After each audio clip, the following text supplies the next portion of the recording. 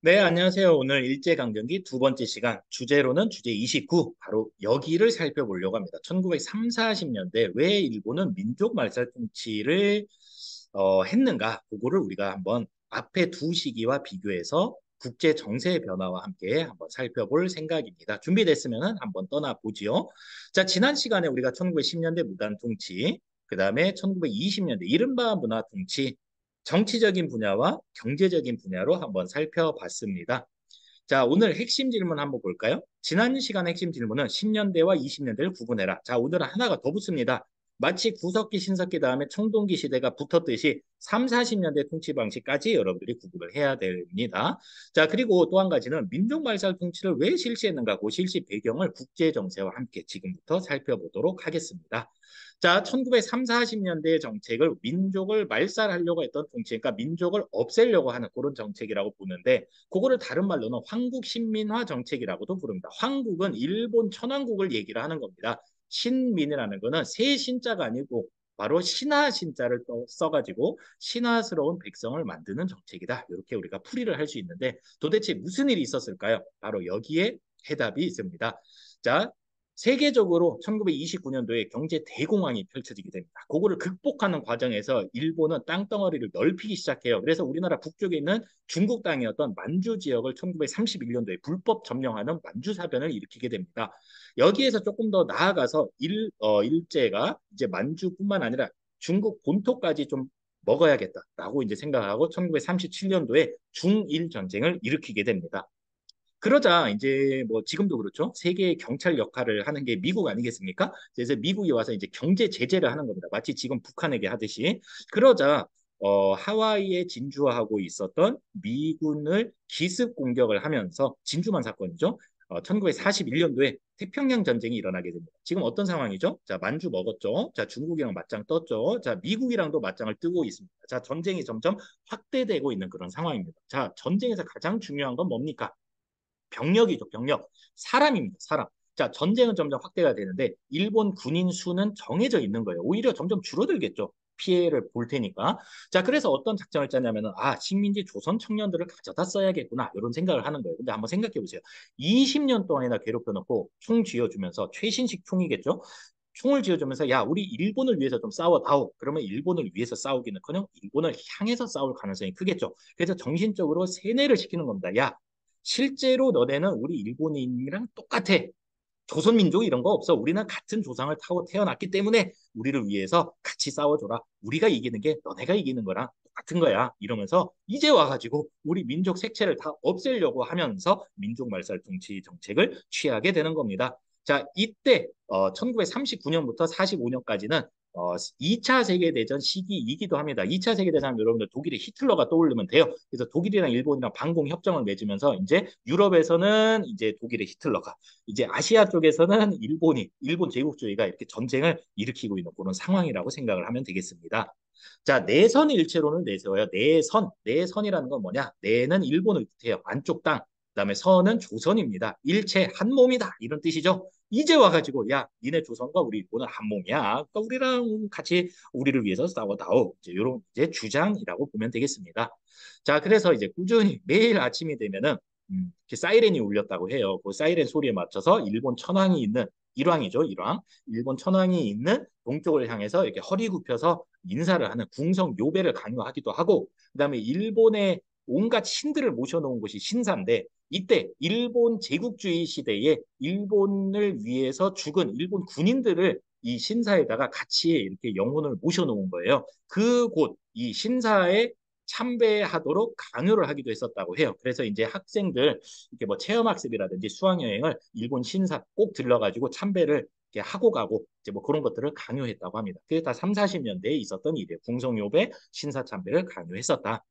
자, 다음 황국신민서사를 암송을 강요를 합니다. 황국신민서사, 우리는 충성스러운 황국신민으로서 천황에게 충성을 다하겠습니다. 뭐 이런 맹세라고 보는데 마치 우리가 국기에 대한 맹세를 외우듯이 이 당시에는 황국신민서사를 암송을 시켰다. 이렇게 알아두면 되겠습니다. 당시 초등학교는 원래 소학교라고 불렸었는데 이거를 황국신민화에서 국자와 민자를 따로 빼가지고 국민학교로 이름을 바꿉니다. 우리가 알고 있는 그런 국민의 뜻이 아니고요. 황국신민, 충성, 뭐죠? 천황에게 충성을 다하는 그런 신하스러운 그런 백성을 키워내는 학교로 이름을 바꿨다라는 거예요. 선생님이 국민학교 마지막 세대입니다. 여러분들 되게 상상이 안 갈 텐데 해방되고 나서도 1995년까지는 계속 우리나라 초등학교를 국민학교로 불렀어요. 선생님은 정말 어릴 때 국민을 길러내는 그런 학교구나라고 알고 있었는데 김영삼 정부 때 요거를 초등학교로 바꾸면서 그때 알게 된 거예요. 이거 일제 잔재였다. 네, 놀랍죠. 그래서 선생님 초등학교 이 앨범 밑에는 이 광장 국민학교, 광장 초등학교 출신이거든요. 광장 국민학교로 아직도 찍혀 있습니다. 자, 이름도 이제 일본식으로 바꿔라 창씨 개명을 강요했죠. 놀라지 마세요. 몇 퍼센트나 이 창씨 개명을 했을까요? 네, 80% 이상이 이 창씨 개명을 했다고 합니다. 놀라운 일이죠. 막 엄청난 불이익을 줬다고 해요. 막 학교 입학도 잘 안 되고, 막 취직도 안 되고, 뭐 나중에 이제 막 쌀도 배급 안 해주고, 그러니까 이제 울며 겨자 먹기로 해서 뭐 8, 90%에 달하는 우리나라 사람들이 창씨 개명에 응했다고 합니다. 자, 당연히 이때는 국어와 국사 연구, 그다음에 국어 사용이 금지가 철저히 됐었겠죠. 자, 이 와중에 우리나라 말을 연구하고 있었던 조선어학회 사건이 1942년도에 일어나서 아주 귀한 국어학자들이 이때 감옥에서 고문으로 많이 숨지기도 합니다. 이거를 소재로 했던 영화가 바로 영화 말모이라는 그런 영화였죠. 자, 또 넘어갈게요. 자, 사상 통제가 더더욱 강화가 되면서 이때 당시에 조선일보와 동아일보마저도 폐간이 됩니다. 자, 이런 아주 막장의 시기가 바로 1930, 40년대였는데 경제적으로는 병참기지화 정책이 추진이 됩니다. 일종의 식민지 공업화 정책이라고 볼 수 있는데 군수공업을 양성시키는 거예요. 자, 그다음에 이제 농업 분야에서는 남면 북양 정책을 취하게 됩니다. 자, 한반도 남쪽에는 양을 키우고요. 죄송합니다. 양이 아니고 면화를 재배를 시키고요. 북쪽에는 양을 키워서 공업 원료를 생산하게 해서 그런 정책이라고 보면 됩니다. 먹고 살기도 바쁜데 막 그런 공업 원료를 이제 강제로 재배를 시킨 거예요. 자, 그러다 보니까 이 농촌이 너무 그지 같은 거예요. 니네가 그지 같은 이유는 니네가 게을러서 그래. 어, 열심히 일해가지고 우리도 한번 잘 살아보세. 그런 운동을 이제 일제가 전개를 하게 되는데 그 운동이 바로 여기 나와 있는 농촌 진흥 운동입니다. 뭐 썰에 의하면은 나중에 박정희가 요거로 이제 본따 가지고 새마을 운동을 전개했다고 하죠. 네, 그렇습니다.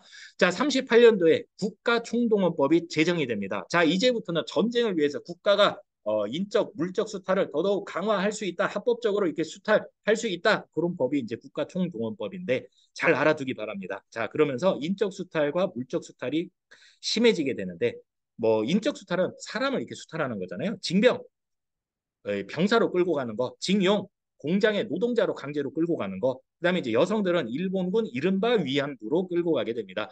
마찬가지예요. 이른바 문화 통치라고 했듯이 위안부도 그냥 위안부라고 하면은 지금 이 할머니들이 상당히 모욕감을 느낀다고 해요. 그래서 우리는 위안부가 아니다 이런 거죠. 그래서 이른바 소위 위안부로 끌려갔다 이렇게 이제 해야 되고 더 정확한 표현은 성노예라는 표현이 더 정확하다고 해요. 근데 이제 차마 교과서에다가 이 성노예라고 쓰기가 너무 이렇게 좀 직설적이라서 이걸 좀 이렇게 따옴표를 붙여가지고 이른바 위안부로 끌려가서 고생을 하셨다 이제 볼 수 있는 겁니다.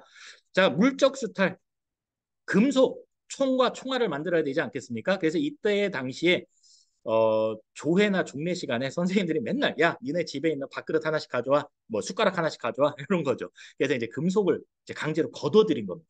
강제로 걷어들인다 이걸 공출이라고 얘기를 해요. 자, 그리고 뭐 북한식으로 식량 대부분의 식량은 다 군량미로 가지 않았겠어요? 이렇게 군인들 싸우는데 필요하니까 많이 이제 걷어가지고 이 전선으로 보내고 조금 이제 이 민간인들을 위해서 조금 남겨놨다가 이제 줄 서가지고 이렇게 북한식으로 조금씩 매일매일 나눠주는 그런 배급제를 실시했던 시기이기도 합니다. 뭐 전쟁 시기였으니까요. 얼마나 힘들었을까요? 네. 그렇습니다. 자, 이런 시기가 바로 1930, 40년대 민족 말살 통치 시기입니다. 자, 한번 볼까요? 자, 무단 통치 시기. 식민지 초기 단계죠. 협박을 통해서 겁을 주려고 했던 거예요. 말 안 듣죠. 3.1운동 빵 터지고 나서 이거 아니네. 그러면은 조금 잘해주는 척을 해야겠다. 그러면서 뒤로는 친일파를 양성을 시켰던 가장 많은 친일파가 만들어졌던 시기가 바로 1920년대고요. 그다음에 이제 전쟁이 점점 확대가 되면서 군인이 필요. 군인이 필요하니까 민족 색채를 없애면서 총알바지로 좀 써야지 이러면서 모든 것들을 다 이 민족 색채를 없애려고 일종의 동화 정책이라고 볼 수 있겠죠. 전쟁에 쓰기 위해서 그런 동화 정책을 취하게 되고 그다음에 경제적인 분야에서는 땅 빼앗아 가죠. 쌀 빼앗아 가죠. 그 쌀을 먹는 밥그릇 그다음에 그 쌀을 먹는 사람들을 빼앗아 가는 점점 수탈이 강화되는 그런 모습을 보이고 있습니다. 자, 우리는 여기에 대해서 어떻게 저항을 했을까요? 자, 우리 일제 지배 방식, 통치 방식을 쭉 2시간에 걸쳐서 살펴봤고, 다음 시간부터는 우리가 시기별로 어떻게 저항을 했는가, 독립운동을 한번 살펴보도록 하겠습니다. 자, 오늘도 수고했습니다. 안녕.